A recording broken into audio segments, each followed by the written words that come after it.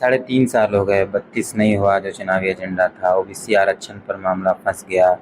बकायदा 6-7 जिलों में जीरो आरक्षण मिला पिछड़ों को, जबकि बात वादा था 27% का।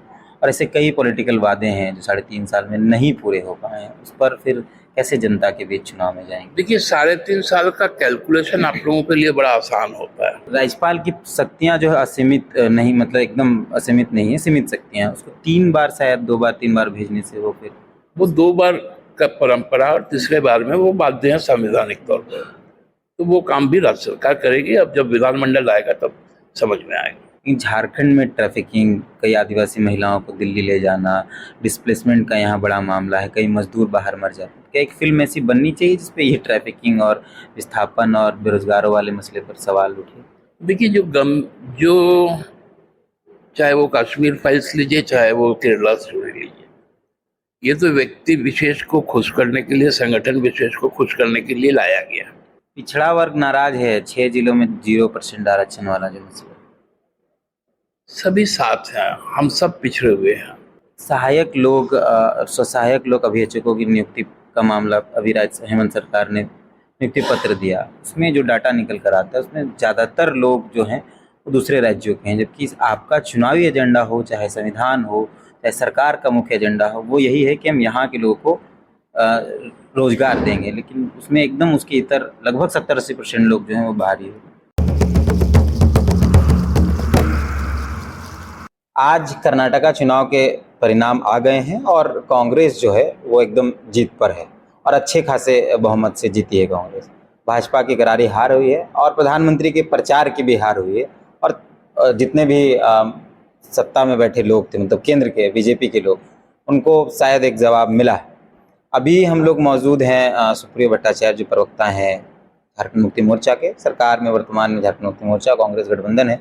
लोग खुश हैं, उनसे सुनते हैं और कई सवाल है उस पर बात करेंगे। आज तो खुश होंगे बहुत। निश्चित तौर पर जब लोकतंत्र का महापर्व होता है तो उस दिन का जो नतीजा आता है वो खुशी भी देता है और कभी कभी निराश भी करता है। तो आज खुशी का दिन है, इसलिए उसका उत्साह तो बना ही है। मोदी जी एकदम फ्रंट फुट पे थे इस पूरे कर्नाटका चुनाव में। बकायदा 18 सेकेंड तक एक वीडियो में हाथ जोड़े वो खड़े थे कि वोट की अपील करने के अंतिम दिन। लेकिन फिर भी वो सब कुछ धरा का धरा रह गया। क्या मोदी ग्राफ गिर रहा है? मोदी जी का जो प्रचार तंत्र है वो कमजोर हो रहा है? क्या समझते हैं? देखिए, मोदी जी के विषय में कुछ कहना, हमको लगता है कि अब बहुत ज्यादा रह नहीं गया था। हम लोगों ने देखा है कि इस देश का जो चुनाव आयोग,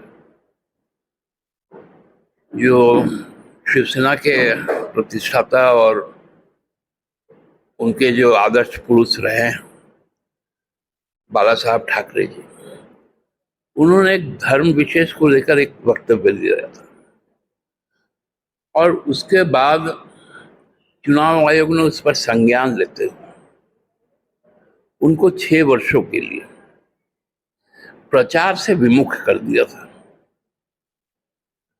लेकिन चुनाव आयोग का जो अभी का हम लोग रवैया देखते हैं, चाहे वो गुजरात का चुनाव हो,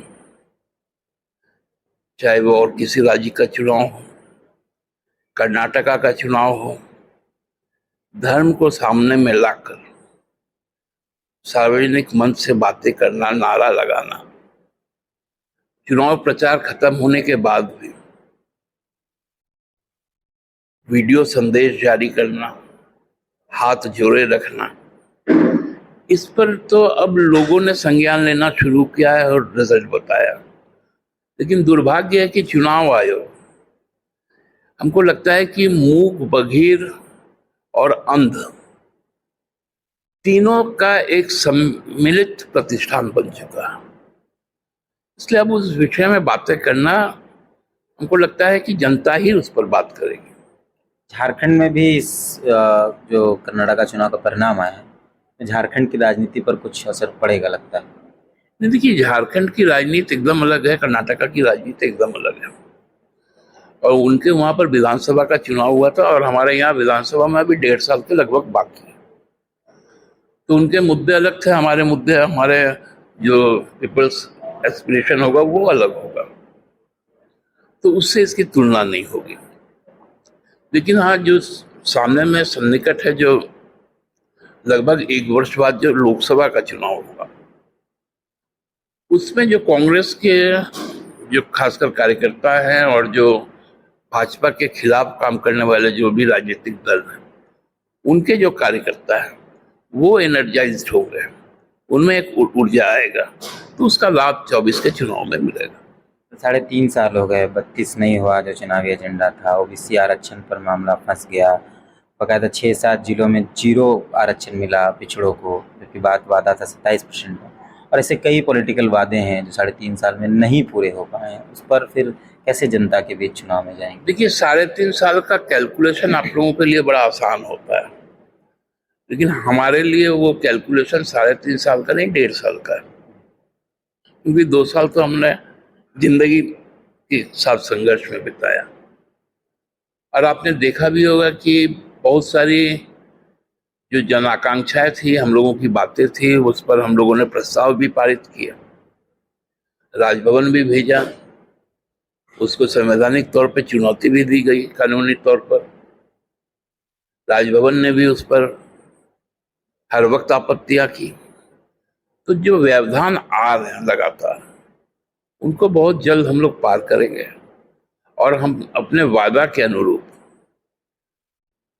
हमारा जो लक्ष्य है उसको प्राप्त करेंगे। राज्यपाल की शक्तियां जो है असीमित नहीं, मतलब एकदम असीमित नहीं है, सीमित शक्तियां। उसको 3 बार, शायद 2 बार 3 बार भेजने से वो 2 बार का परंपरा, और तीसरे बार में वो बाध्य है संवैधानिक तौर पर, तो वो काम भी राज्य सरकार करेगी। अब जब विधानमंडल आएगा तब समझ में आएगा।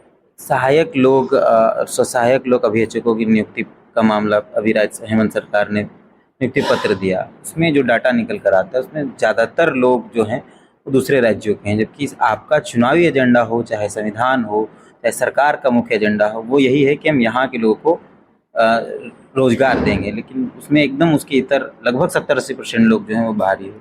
नहीं, इसको थोड़ा आप लोगों को ना टेक्निकली समझना पड़ेगा। हमारा जो मामला है वो ग्रेड 3 और ग्रेड 4 का है, जो स्थानीयता का सवाल है। इसका जो एग्जाम कंडक्ट किया था ये जेपीएससी ने किया था, और ये गेजेटेड पोस्ट है। तो गेजेटेड पोस्ट में आपका कहीं पर भी जो रिजर्वेशन का जो स्टैंडर्ड पॉलिसी है, जो भारत सरकार के द्वारा अप्लाई होता है, वही लागू है, और रिजल्ट भी उसी अनुरूप आया है, और उसी अनुरूप उसका नियुक्ति भी हुआ है। तो आप गेजेटेड पोस्ट को नॉन गेजेटेड के साथ में यदि मिलाएंगे तो ये घालमेल कहलाएगा, उससे अलावा कुछ। पिछड़ा वर्ग नाराज है, 6 जिलों में 0% आरक्षण वाला जो मसला। सभी साथ हैं, हम सब पिछड़े हुए हैं। पूरे राज्य की 3.5 करोड़ जनता पिछड़ी हुई है। इनको आगे करना हमारा दायित्व है, और उस दायित्व को हम निभाएंगे। अंतिम सवाल, केरला स्टोरी आई है और उसमें धर्मांतरण पर जो भी बातचीत हुई और एक विशेष धर्म पर टारगेट जो किया गया, लेकिन झारखंड में ट्रैफिकिंग, कई आदिवासी महिलाओं को दिल्ली ले जाना, डिस्प्लेसमेंट का यहाँ बड़ा मामला है, कई मजदूर बाहर मर जाते हैं। क्या एक फिल्म ऐसी बननी चाहिए जिसपे ये ट्रैफिकिंग और विस्थापन और बेरोजगारों वाले मसले पर सवाल उठे? देखिए, जो चाहे वो कश्मीर फाइल्स लीजिए, चाहे वो केरला स्टोरी लीजिए, ये तो व्यक्ति विशेष को खुश करने के लिए, संगठन विशेष को खुश करने के लिए लाया गया, लेकिन जनता के असल सवाल पर तो फिल्म जगत मौन है। तो ये दायित्व तो फिल्म जगत का है, जो कई 100 करोड़ रुपया कमाते हैं, 1000 करोड़ का क्लब में शामिल होते हैं, तो उनको इस बात के लिए समझना पड़ेगा। इसमें कोई राजनीतिक दल का कार्यकर्ता कैसे टिप्पणी करेगा?